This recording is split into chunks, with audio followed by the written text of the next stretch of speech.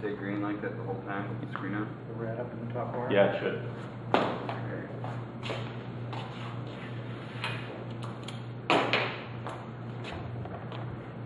Well, all right. So I don't know about you, but I really enjoy a good action movie. One of my favorites from the 80s was the one that made Indiana Jones a household name, and that was Raiders of the Lost Ark. This movie's got lost treasures, aircraft, submarines, planes, trains, you name it. But as I was talking to my son Dakota about it, he'd never seen that movie before, and it kind of shocked me that that hadn't happened. So if you happen to be somebody here who's never seen that movie, I want to kind of whet your appetite, and I want to encourage you to go see it, because it's just a really good movie all the way around. But besides all that crazy stuff that happens, it's a story about a lost religious artifact, and that artifact is the Ark of the Covenant, which was built by the Israelites before they entered the Promised Land. And the Ark of the Covenant has disappeared from the biblical record since the exile to Babylon about 600 BC. And there's a scene in this movie where a French archaeologist decides he wants to open up the Ark of the Covenant to see what's inside. Because there's this idea that the Ten Commandments are stored inside. And he puts together this religious ceremony, and as we know from the Bible, when anybody that wasn't covenantly clean to touch the Ark of the Covenant, they were killed. In fact, there's a Bible story that the Ark is on a cart, it's being carried, and it starts to fall, and somebody reaches up to steady the Ark, and he falls and dies. So Hollywood kind of takes that depiction into this scene in this movie, and they open up the Ark, and you kind of see the clouds start to separate, and then lightning bolts and these angels of death come out, and they start attacking all the living things that are watching under this. And what happens is, as these people are taken, their bodies start to melt. And that's the vision, that image that I see, that their hair and their skin and their bones and everything just melt, their clothes just melt away. And it just doesn't melt. I mean, it's like candle wax, and they kind of melt out of the way, but then it just disappears and evaporates into nothing. And that's the image I get when I read Psalms 46:6, and it says that when God utters his voice, the earth melts. And so that's the vision that I get when I read that. But that's not just what's going on in this psalm, just this person's recollection of what that means. And so that's what we're going to talk about today. We don't know who wrote Psalm 46. We don't know the time period that it was written. In the title it says, "For the Sons of Korah." But who the sons of Korah are, we really don't know. That's lost to history. But there's two events in history where we believe the psalm was written for. One of them was when Jehoshaphat was being attacked by all the countries around him in about 852 BC. And another one was when Sennacherib's army was defeated in 701 BC. So those are the two events that we think may have something to do with why this psalm was written. But what we do know is that the writer of this psalm was feeling like he was under siege, whether that was by an army that had surrounded him, that an army that was coming upon him, or if there was some kind of natural force that was seizing him emotionally.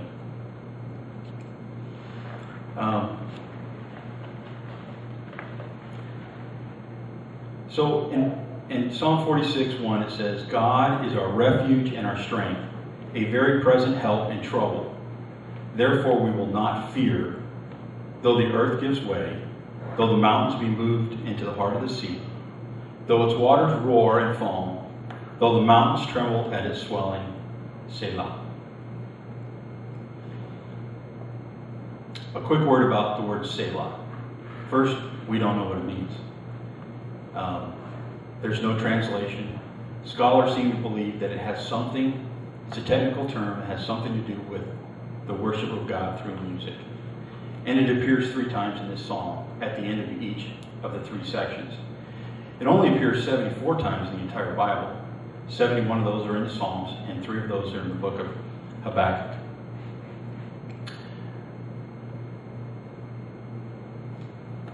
So the author comes out and starts us, God is our refuge and our strength, a very present help in trouble.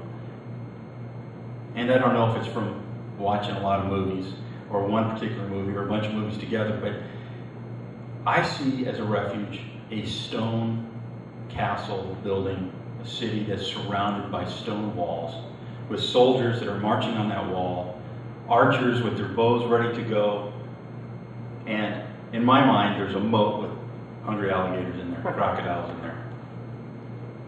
Now, except for the moat and the hungry crocodiles, we can look to Jericho as an example of what this may have looked like. Now, Jericho may not be the best example because we know that at the blast of the trumpet, God destroyed that city. But God was on the side of the people trying to get into the city, not on the people that were inside that city.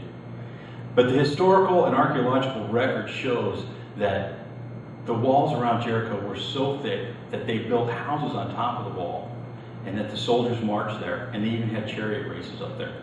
So that's how thick those walls were. And so I think that's the image that this writer had in mind when he was thinking about a place of refuge.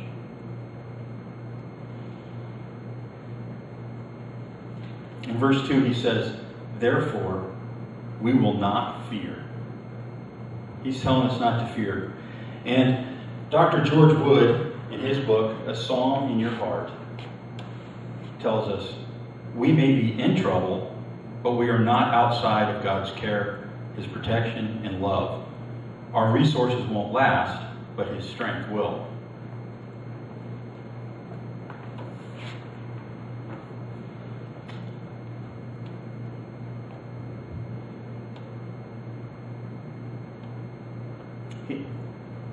Dr. Wood goes on to say that, I lost my place. That's what happens. That when we're in a time of trouble, that we have a choice. You and I have a choice. We can trust God and do not fear, or mistrust Him and fail. You will get no emotional benefit or comfort from His presence unless you realize He is there, your refuge, your strength, and your help.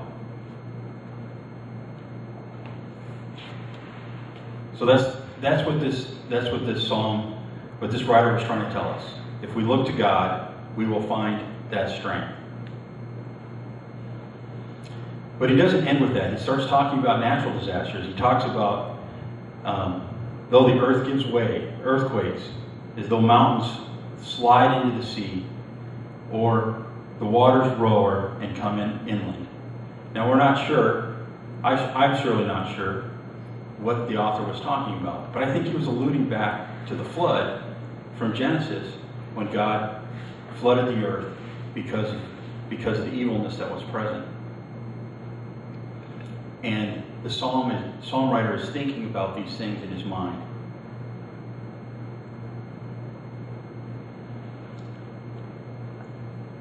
As we move on, and we can see that that's not where this imagery ends. There's still more strength to come. And he tells us in verse 4, there's a river whose streams make glad the city of God, the holy habitation of the Most High. God is in the midst of her. She shall not be moved. God will help her when morning dawns. The nations rage, the kingdoms totter. He utters his voice, the earth melts. The Lord of hosts is with us. The God of Jacob is our fortress. Now we believe this holy city is Jerusalem. It's alluded to in many places. But as we know, there is no river in Jerusalem. There never has been. But as I think about that river of living water, it reminds me of Jesus' conversation with the Samaritan woman at the well. And he's telling her that he knows of water, she'll never thirst again, and that is him. And that's just the image that comes to my mind when we're talking about this river and the holy city. It says, God is in the midst of this city. She shall not be moved. God will help her when the morning dawns. So, God doesn't just work in the daylight. But what the writer is trying to tell us is that when we look at it from God's perspective, we can see how things become more clearly. Now, it may take us a little while to actually come around to that, but as we see things from an outside perspective, with the light shining on them, they're easily more identified, and there's things that we don't have to be afraid about. Even though the nations rage and the kingdoms totter, he utters his voice and the earth melts.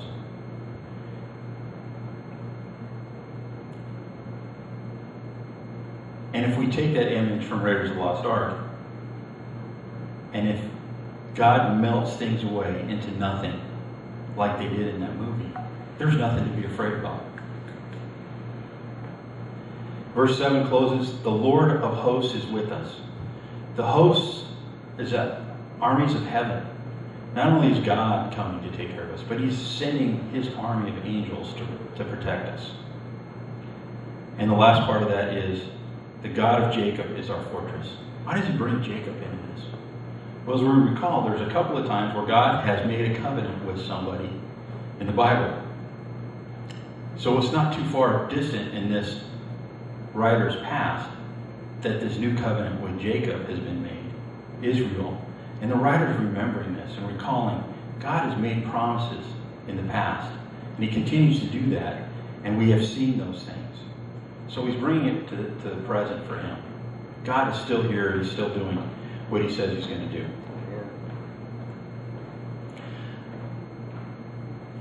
God is not really a city where we travel to and go find him, like the Wizard of Oz. God is where we look for him, but we have to look, and that's really key here. You know, I think a lot about my walk with the Lord now, and that winding path that I took to get here, which wasn't a good one. But now I know that I'm on the right path. But I also know that there's a future in front of us, in front of me, and I have to continue to look towards that. And the author of the Psalms sees that too. And so the Psalm changes a little bit right here. He's begging us, come and look. And in verse 8 it says, come, behold the works of the Lord, how he has brought desolations on the earth. He makes war cease to the end of the earth. He breaks the bow and shatters the spear. He burns the chariots with fire. Be still and know that I am God. I will be exalted among the nations. I will be exalted in the earth. The Lord of the hosts is with us. The God of Jacob is our fortress. The first 7 verses of this psalm were a praise psalm. And it changes here to one of prophecy. The writer has reminded us of all the things that have happened beforehand. Creation, the flood, the Exodus. Now this is before the exile to Babylon, and maybe he's seeing some of that coming, because he talks about the destruction, the desolations on the earth. But what I think he's seeing, he's looking really to the end. Christ is coming back for the second time. And that's what we have to focus on. This new heaven and new earth where there's going to be peace. Peace is going to reign. There's going to be no more wars. He's going to be the conqueror, and he's going to be our Savior. One of the people that I studied his commentary on was Willem van Gemeren, and he says that those wise enough to remember and look around the world around them have tokens of God's constancy towards his people. Every victory, every subjugation, bring more clearly into focus that the Lord's very plan for mankind includes the cessation of wars and the era of peace. All the stuff that's happened, good or bad, God's used that to help correct us. Verse 10 says, be still and know that I am God. Now, be still in this context means to stop everything that we're doing. Cease what we're doing. and be silent and listen for God to speak into our lives. Let Him act on our behalf. There are times when we stop, but we don't stop for very long. I know that in my job, when I'm interviewing somebody that's done something wrong, I ask them a question, and then I leave this space of silence. Because human nature makes us want to fill that with something. And so if I ask a person a question, and I give them a second to answer, and I think there's more, and I leave silence, they will fill that void. And we do that in our own lives. We may pray and ask the Lord for something, but when it doesn't happen right away, we decide to start doing it for ourselves, thinking that we have to. God's not going to answer that. But that's not what the writer's telling us. We need to be still and listen to what God wants to do in our lives. But He's not going to force us. So as I was studying this psalm, I was still doing my other devotions at the same time, and I was in Luke, and I came across Luke 10 and the story of Mary and Martha. Now these are sisters. Jesus has come into their house. They know that He's the Messiah. There's no doubt in their minds. And Mary sits down at Jesus' feet because she wants to be in His presence. She wants to hear every word and not miss anything. And her sister Martha is kind of running around as a busy beaver, trying to be a good hostess. Wants to make sure that everybody got everything they need. She's just being a servant.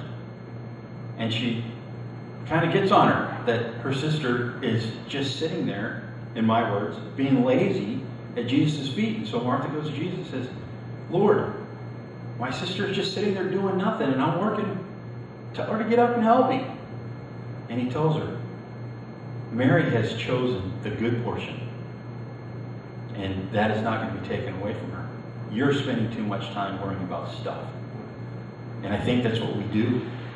We spend too much time worrying about all the stuff that's going on around us. We think we have to control things, things that need to be done, or things we think need to be done. And we don't take the time to spend time in God's presence.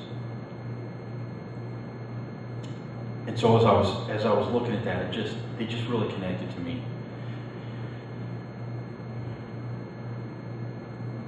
So verse 11 ends the psalm just like it did in verse 7. It says, the Lord of hosts is with us, the God of Jacob is our fortress.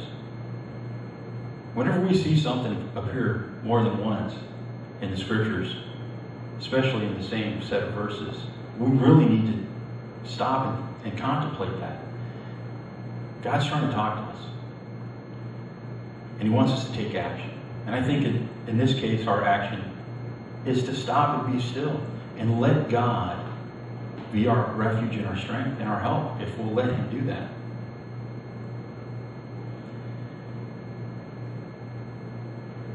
This whole psalm can be summed up in that there's no reason to fear when everything's crashing around us, because God is always present and in control. God is with us. His past promises and His future promises are ours. We just have to take them. And if we take the time to seek Him, they will come. You know, how many of us try to control everything in our lives? I know that I do. I like to control my schedule at work, to control what happens at home. Even when I'm on vacation, everything is timed out to the minute.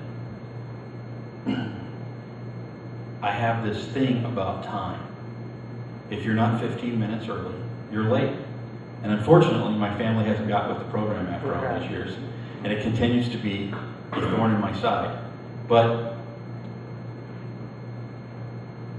I don't take the time to think about what God wants me to do in this. When my family leaves town, leaves and goes to Phoenix, you know, it's almost 200 miles. I take the time to check the air in the tires, to check their battery. I fill the car with gas. Sometimes I'll get it washed. I try to make sure that everything's perfect, because I'm not going to be there to protect them. And as they leave, I go to the Lord in prayer and say, God, please protect them while I'm not there. As if I'm no longer in control, and so now I'm going to delegate that authority to God. You know, and I think we do that a lot. I don't think that was my intention, but I think really that's what I've done. You know, as if there was anything that I could possibly do that God can't do better.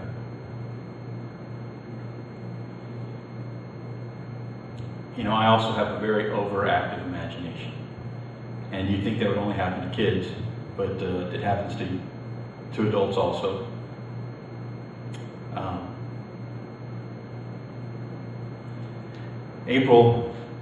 My wife April would call it an irrational state of mind. And before we left on our trip, 2 men's groups ago, we were praying for April because she had fallen and hurt her shoulder. And I was out of town at the time. I was in San Diego. And she was going back to work from lunch, and she was opening the door to go in, and she tripped and fallen. And her hands were full, so she went down on her shoulder. And we thought it was broken.